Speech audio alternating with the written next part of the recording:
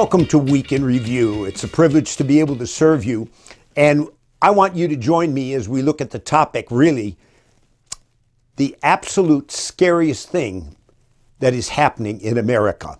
This is not hyperbole, and I'm not trying to exaggerate, but we are going to need perseverance as we talk and as we proceed ahead.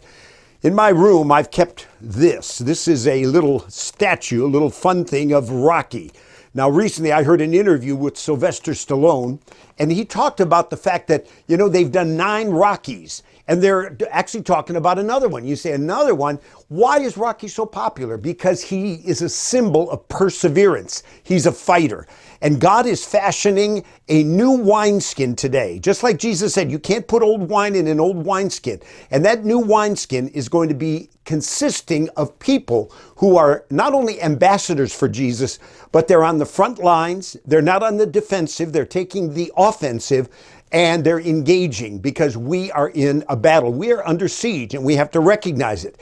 And what is this absolute scariest thing? Well, it's dealing with our freedom of speech. When our founding fathers arrived and they established our founding documents, the Declaration of Independence and Constitution, they made sure the priorities were right. Right there at the top was freedom of what? Freedom of religion and freedom of speech and freedom of the press.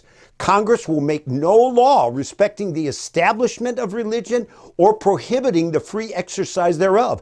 And so this is precious, and it's under siege. And we have leftist, progressive Marxists that are at work promoting agendas that are destructive to this nation as they're trying to topple it and reimagine it and somehow establish a new America. It's taking place. And you know what's very real? I don't know if you've ever read the book, but The Naked Communist. The Naked Communist is a book that talks about the actual goals, and they're from the communists, to topple the United States of America. In 1954, these goals were discovered, and they were put into into Congress, congressional record. And one of the primary goals was to take control of the press. You see that in China and Russia, in North Korea, Cuba, Venezuela. And so there are individuals that are trying to control the press and propagate what they want. And it's destructive to this nation. I used to enjoy USA Today, and used to be the nation's newspaper. And now you have this front page, and they're doing investigative journalism on the front page. And this one is Pushing America First, the far right's effort to normalize, and they start going down criticizing what? Traditional America and those that are standing up for it. Well, recently, in the past weeks, Donald Trump has come to the surface in a very real way and said, I am going to take on Facebook, Google, and Twitter. I am going to sue them because they are censoring freedom of speech. And it's very real, and it's very scary, and it's taking place on our watch. You say, well, how could this be happening? Well, I don't know if you're aware of it, but I want you to look on the screen. A recent poll came out, and see what it is. They decided they were going to study college professors and which ones were registered Democrats or which ones were registered Republicans. These were the top 40 colleges and universities, and they found the ratio was 11.5 Democrats for every, one Republican. Yale, 16 Democrats. And these are the professors. These are those in the various departments. 16 Democrats to 1 Republican. Princeton, 30 Dems to 1 Republican. Brown University, 60 Dems to 1 Republican. How about the journalism departments? 20 Democrats to 1 Republican. And then Columbia University, which is the top of the departments really in journalism schools, it was 21 to 0. Now that's scary because these are the ones that go then out from the campus to the culture to be attorneys and in the entertainment industry and teachers. So it should be no surprise what's taking place. Well, Donald Trump said basically we are being ruled by those that are the oligarchs, and they're making the decisions what we can and cannot see. Now the thing is, some are being censored in this hour, but the amazing and the shocking, appalling thing is, what about those that are allowed on Facebook? Look on the screen. Let me just show you this. Communist China, they're on Facebook. How about Russia, the Kremlin site, 86,000 Facebook followers? Cuba, yes, Cuba, killing, kidnapping throughout their wicked history. How about Venezuela? Yes, Nicolas Maduro, dictator there. 1.2 million followers on Facebook. Iran, they're saying America must be driven into the sea, Israel destroyed. And their leader, 181,000 Facebook followers. The Nation of Islam, Louis Farrakhan, a racist man. How about Maxine Waters, Black Lives Matter? You go on and on. They're all given freedom on Facebook, but those that have a conservative viewpoint that are countering the progressive leftist one, well, they're the ones that are supposedly going to have to be stopped. Well, you know what? I want you to know that if you look out today, you can see with Black Lives Matter, I'm not talking the slogan again, I'm talking the foundation. Recently, and I want you to watch this, this is what one of the Black Lives Matter chapters said. Now, this is founded by Marxists that say we must, topple the nuclear family, defund the police, they go on, and people are blindly following them. Well, here's what one of the chapter leaders said. Look at this. When we Black Americans, this was on 4th of July, when we Black Americans see this flag, we know the person flying it is not safe to be around. When we see this flag, we know this person flying it, listen to this, is what? This person flying it is a racist. Look at that. And then they went on to say this. Listen to this.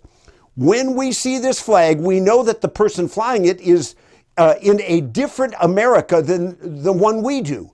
When we see this flag, we question your intelligence. We know to avoid you. It is a symbol of hatred. Now that's from Black Lives Matter. Are you aware of that? But see, what we have is oligarchs that are saying this is fine to put out there, but those that would have, again, a conservative Judeo-Christian position, they can be canceled. That's the cancel culture. Well, you see the same thing today in promotion propaganda in terms of critical race theory in schools, but people are rising up. Parents, grandparents, moms, they're saying, no, we are a part of a new wineskin being established and we're speaking out. The same thing with the LGBTQ agenda. You know what's been going on. And recently, the NFL, they had their 30-second spot after a man came out and said, well, I'm gay, and he's a football player, an NFL player. So all of a sudden, the NFL puts out a promotion, and that's all allowed. Hey, the NFL is gay, it's bisexual, it's queer, it's transgender, it's lesbian, and it's all being celebrated. Well, isn't it sad and tragic? Right after that goes out, and all this celebration and gay pride, recently, maybe you saw it a few days ago in the last week, what happened? A player for the Atlanta Falcons, what happens? He's arrested because of involvement with what? A minor, indecencies. Drake Bell from Nickelodeon, just today, what? Sentenced to 2 years. What? A young teenage girl. Folks, when the boundaries go down and we violate God's standards, all of a sudden anything goes. I wrote a book years ago, and that book is this. Here's the deal. And I talked about how when I went to Amsterdam, I saw what was happening, the developments. And one of the things was, hey, age of consent for involvement in relations, 12 years old is fine. And there's people that want to push that today. Now you say, Larry, this doesn't affect me. Well, I want you to be in prayer and stand up and be part of a new wineskin that is being shaped by God, where people are going to be bold as a lion. They're going to be informed, engaged on the front lines. And if you don't think this will affect you, your children in the future, I want you to watch. This was recently the gay choir out in California, and watch what they were singing. Look at this and who they're coming after. We'll convert your children. Someone's gotta teach them not to hate. We're coming for them. We're coming for your children. We're coming for them. We're coming for your children. This is not a day to be silent or on the sidelines. I want to end by quoting and put it on the screen. This is Martin Luther, who took his stand in his day, and he was on the front lines. He said this, if I profess with the loudest voice and the clearest exposition every portion of the truth of God, except precisely that little point that the world and the devil are at that moment attacking, I am not confessing Christ, however boldly I may be professing Christ. Where the battle rages is where the loyalty of the soldier is proved, and to be steady on all the battlefield besides is merely flight and disgrace if he flinches at this point. Let's recognize when we look back what's taking place. It's chilling and it's really scary. But God is raising up an army of people to take their stand and speak out. So when you look ahead in these coming days, you're going to see more and more pastors, leaders, ministers, moms, grandparents, young people, college students that are saying, we're not going to bow and we're not going to give in, and we're going to be in prayer and even join in on this class action suit to stand against those that would try to stop us from what we have is freedom of speech and freedom of religion.